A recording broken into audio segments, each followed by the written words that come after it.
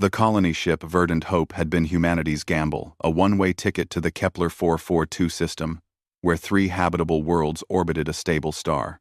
Mira Thale had signed up as a xenobotanist, expecting to catalog alien flora, not become an inadvertent foster parent to one of the galaxy's apex predators. She noticed the missing socks first, then the shredded pillowcase, then the tiny, 3-toed prints in the hydroponics bay's soil beds. The colony's security chief had posted warnings about Rixathi cubs spotted near the human settlement, young predators no bigger than house cats, but with razor-sharp, retractable claws and a bite force that could crack bone. The adult Rixathi stood 7 feet tall, with obsidian scales and eyes that gleamed like polished amber in the dark. They were the dominant species on Kepler 442b, and humanity's presence on their world was tolerated at best. Mira had seen an adult once, watching from the forest edge as she'd worked in the outer fields. It had studied her with an intelligence that made her skin prickle, then disappeared without a sound.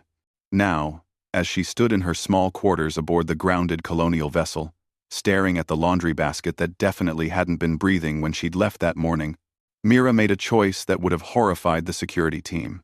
She continued folding her clothes. The basket trembled almost imperceptibly.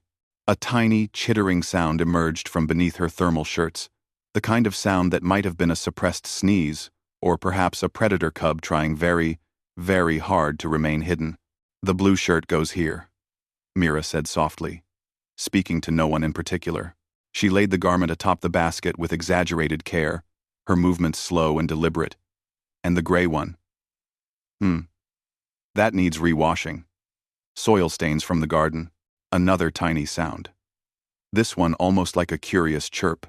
Mira had studied Earth's predators extensively during her xenobiology training. She knew that young carnivores played, explored, and tested boundaries. They learned through observation and mimicry, and they responded to tone more than words, a universal constant, it seemed, even across species separated by light years of evolution. "You know," she continued, picking up a sock and inspecting it with theatrical interest. "Someone's been borrowing my things. I'm not angry. Just curious." The basket shifted. A patch of midnight blue scales became briefly visible between the folds of a towel, before disappearing again. "Whoever it is must be very clever," Mira said, suppressing a smile. "Very stealthy. The kind of hunter who could probably sneak past anyone if they wanted to." She sat down on her bunk, deliberately turning slightly away from the basket.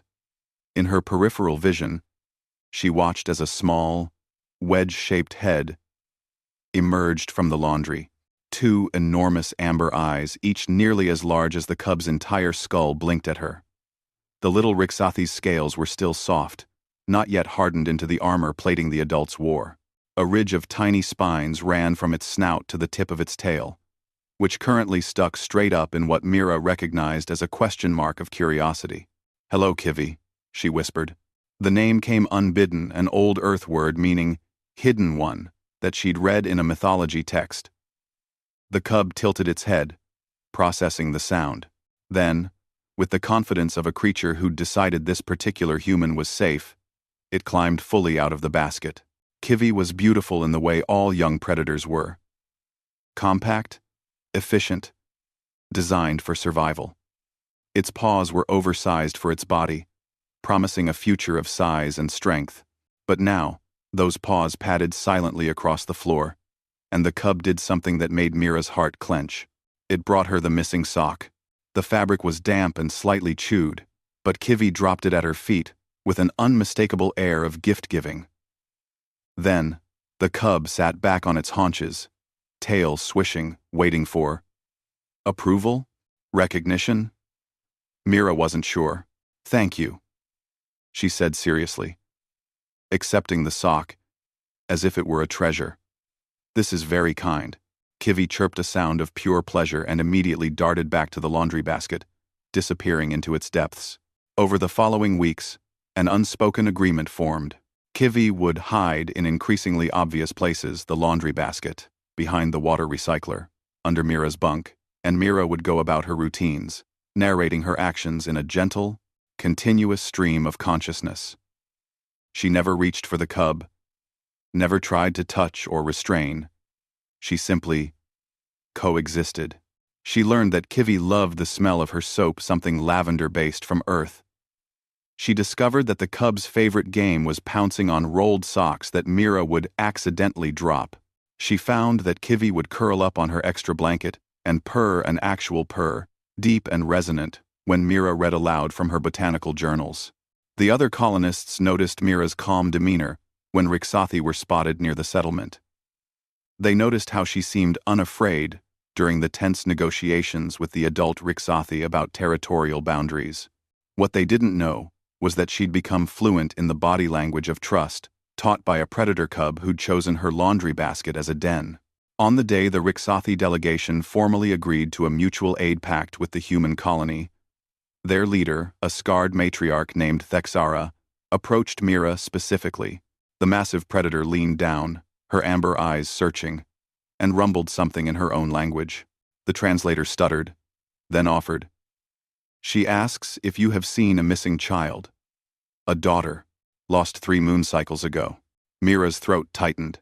She thought of Kivi, who'd grown bolder and larger, who'd recently started spending nights away, returning only to leave small gifts, interesting stones, colorful leaves, once a shed skin from some local reptile. Yes, Mira said quietly.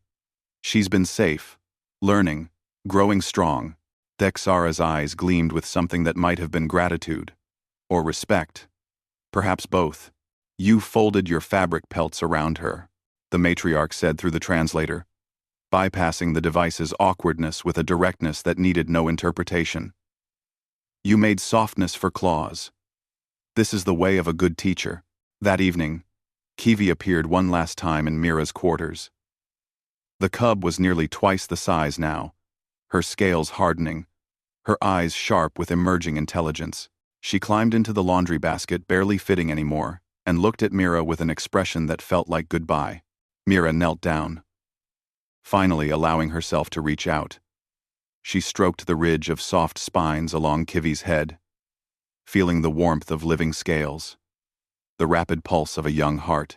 You were never really hiding, she whispered. You were trusting.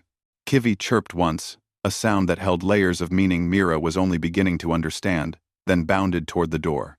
She paused at the threshold, looked back, and in that moment, Mira saw the ghost of the fearsome predator Kivi would become, and she smiled. Because she'd learned something the other colonists hadn't. Sometimes, the bravest thing a human could do wasn't to conquer or defend. Sometimes it was simply to fold laundry tenderly around a hidden child and pretend not to notice the claws.